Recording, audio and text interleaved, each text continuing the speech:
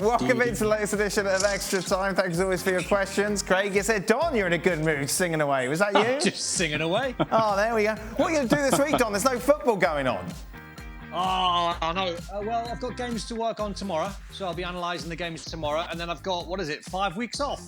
I'm going to be going nuts. Whoa. Wow, Don. Right. That's very rude. What? He'll be coming on here during the World Cup. Is he? Are you? Yes! Are you coming on here? Hope so. That's not. I hope so. All right. Is he? Pull the strings, Brent. Pull some strings. Pull some strings. You got 5. You must be coming on. You always come on. I know. I hope so.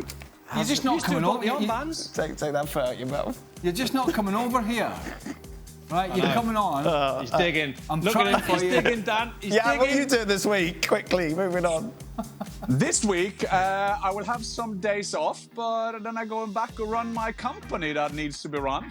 Oh. What does your company do, Jan? They advise people, CEOs, like you do. Yeah, that's my proper job. Wow, there we go. Yeah. And then, are you going to Qatar at all? No, Well, I'm not. Don's I'm not. not going to Qatar. No. Okay, all You'll right. be on that, but I'm not digging. Stop talking. No. Don't. You're a regular member of this show. I am sure you. For all. He's digging, Jan. He's digging. I'm not digging. You'll be on. I'll have a word with the boss. All right, You'll well, pull some strings, used to. 6 o'clock live every night during the World Cup. I guarantee your big face will be on here. Jan, who will be the top scorer at the World Cup? Neymar. Don? Jesus. Oh. A couple of Brazilians. Mbappe. And a Frenchman. For the panel, what is the best excuse you've ever used to miss practice or a game? I'm drawn to you, Don. Well, I wouldn't miss games. I'd never miss a game. Ever. Would never miss a game. Never, ever.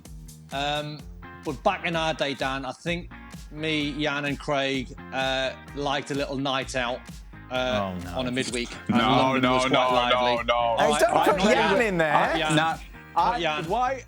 First of all, I played with John Hutchison in Sheffield United. No, he tried to drag me into his partying in Sheffield. That is point one. And point two, for the question, I never missed a... You may think that I was that kind of player, maybe. No, you wouldn't. I was that very professional. I went to every training. Yeah. Every You must have training missed in a the day's world. training. Never You done. must have missed a day's training. That must be just like doing my... No, I can't get any excuse that I will miss a day training. But I played with Don. Don was a fantastic player to play with, but he liked his nights out. So, Don, what excuse did you use? Because the gaffer must have known you'd have the night out. Howard Kendall. You went and saw Howard Kendall, and he'd say, "Where did you go?" And you went, "Oh, I went to here." And he went, "What time did you come in?" 3 o'clock. Good lad. You've got a chance. Never missed training. I can't imagine you, because you like the stories. You wanted to hear the stories, so you had the night out. I didn't miss training, but I did appear for training, and I wasn't in the best of shape. Right, okay. And Have you ever done it all nighter and just gone straight to training? no, I always managed to get at least an hour or two. Right. Which is never a good thing. No, that's a horrible feeling. It's not a good feeling. No. But put it one way, if the coach had asked me to walk in a straight line, I'll touch my nose. It might have been a problem. Good. Something like that. Professionals. But the thing that got me away with it wasn't just me. Okay. I was not on my lonesome. Right, I see. Because there's a crew But of... there are some mistakes here, because I came to England in '93, and there was still a bit of the old school left in them. Right. And when the old boys told me about what was going on at the end of the '70s, starting of the '80s, it was unbelievable, the stories and everything that was going on. But the mystique and its unbelievable mystery, at that time, the English teams, they won everything. Yeah. Nottingham Forest, Liverpool, Aston Villa, they were winning everything for fun. So, point one, I mean, that must be good for them, what they did. And secondly, what the hell did the other teams do around the world? Well, So we just briefly, I told you we used to with the Celtic boys. We used to go to Dublin. Yes. A couple of times a year for yes, a bonding, team bonding experience. Bonding. Yeah. Team. Yeah. Yes, because you had to go to Dublin for that. So, and then we after the game on a Saturday, bosh, flight, Glasgow or Edinburgh, Dublin, back Monday morning on the red eye, and straight to training. And I remember because Wim Jansen said the training was so bad the first time on the Monday, because there's quite a few of us. Yes. I can remember Wim saying to Murdo McLeod, "Murdo, what's wrong with the boys today?" And he went, they've been to Dublin. Dublin, what is this? and he told him, he informed him, and he went, "Okay, Murdo, the next time the boys go to Dublin, you tell me. Right. We have Monday off." Okay. Brilliant. So then you stayed Monday and came back Tuesday. So instead of saying, no, we never push boundaries. So instead of saying to the boys, right, the school headmaster. Yes. None of these trips done. Right. He went, look, we get it. It's a lot of pressure here. You need to chill out now and again. Let us know when it's happening, and then we'll just start training on Tuesday. Okay. And then we can have a proper training session. And I think that worked well all round, rather than saying, headmaster, you're not going. Because you know what would happen then? Yes. The boys would just sneak off. Yes. And go. Like big kids that we are. Yes. You know what I mean? Yes. Yes. Yes. We had some trouble in the club I will take the short-term version.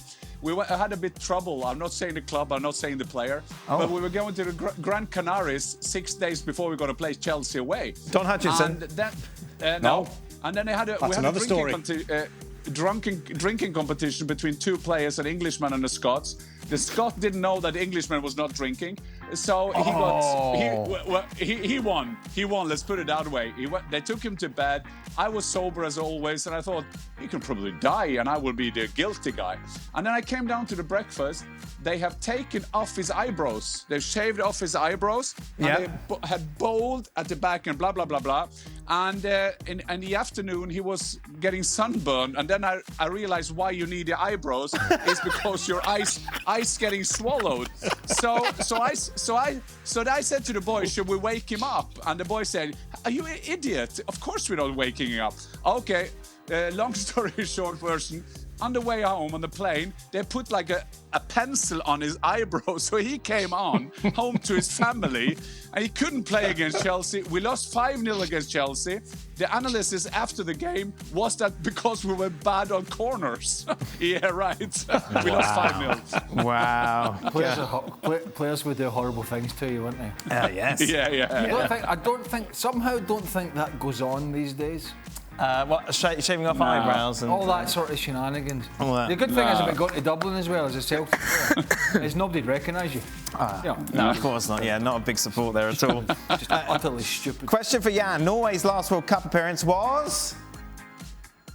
1998 and 1994. Who scored against them in 1998? Look at this. It's all coming together beautifully, this question.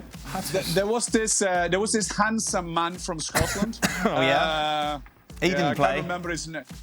By the way, Norway were number 5 in the world at that point. If Haaland never ends up playing in the World Cup, will it affect his chance amongst the current generation's future greatest of all time aspirations? Well, I don't think that the day that he played as he did today, we will talk about the greatest of all time. And I think he's 22. And someone said when you see the scoring records of a Cristiano Ronaldo or a Lionel Messi, has to do the same thing now for another 15 years.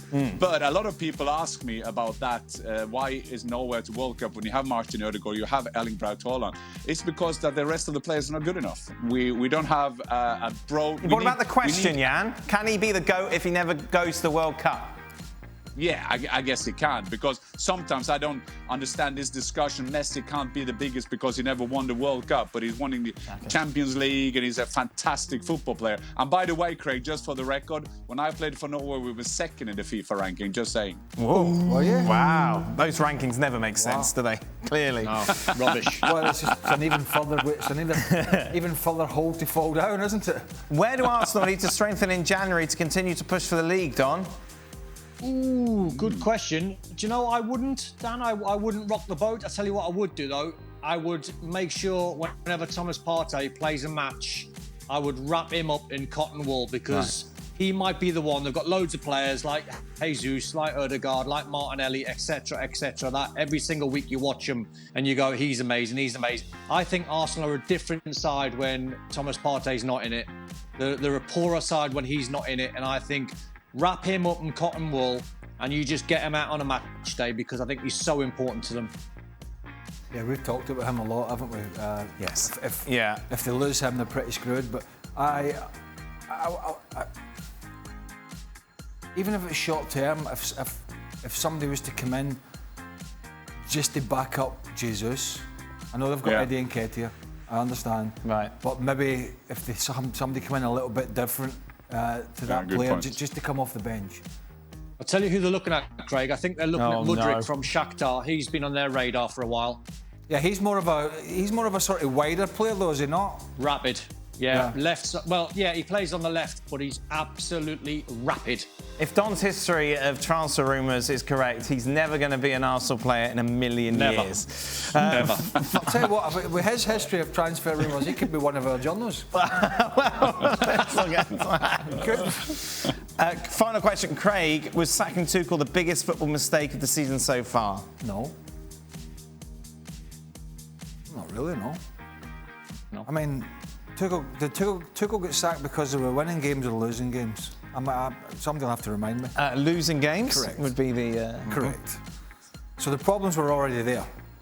Not necessarily all his. Right. Maybe recruitment in the summer. Maybe partly his, partly playing squad. And now the same manager has the same things to deal with. So I don't think so. What do you think, Jan? Well, I think that when you get a new guys in, like you've done with the Americans or Burley and stuff, they will get their own coach in. Absolutely. But I'm not buying this long-term project because football, there are no long-term projects. You have to win football games. So you can say in 2 years' time, we're going to have the youngest team or we are going to have so and so many players from the academy. But what are you doing in the meantime? You have to win football games. So, and I think Potter knows that. It's nothing to do with he doesn't understand that. But the pressure from in and outside the club will be enormous if you keep on doing what you're doing at the moment, not winning football games. And then you can do all the projects in the world and all the long-term planning in the world if you're not winning games. I think if he loses the first 2 or 3 games off the back of the World Cup, I think he could go. Yeah. And I don't mean I think he should go. I think he could go because I think the new consortium will panic. I think they'll panic. I mean, I think that's kind of the feeling I get from them. So, down to him. That is it. Don, enjoy your holiday. Enjoy your fight. Thank you. Don, you'll be coming on, Don. I'll see you in a couple of days, Merry Christmas, Don. As soon as the World Cup see you in a couple of days. Don, as soon as the World Cup starts, Happy I'll ring New you. Year. Well, thank you very much for watching ESPN on YouTube. For more sports highlights and analysis, be sure to download the ESPN app. And for live streaming, premium content, and let's not forget as well, ESPN FC 7 days a week. Subscribe to ESPN Plus.